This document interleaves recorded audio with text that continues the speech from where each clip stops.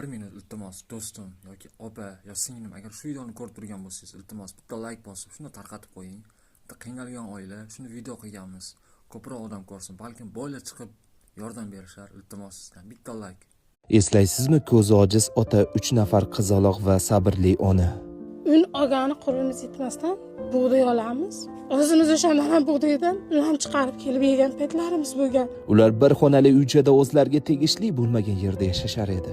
Qishda sovuq, yozda issiq, hatto yerto'lada jon saqlagan kunlari ham bo'lgan. Mahallada shunday to'y-to'rqin boshqa narsaga ketsa ham eshigimizda og'lab ketgan paytlari bo'lgan. Ko'zi ojiz bo'lsa-da ota non topish uchun har kuni mehnat qilardi. Bugun sizlar bilan bu oilani taqdirini o'zgartirishga Alloh sizni va bizni sababchi qildi. Ularga yangi yer sotib oldik. Hozirda 4 xonali yangi uy qad rostlamoqda.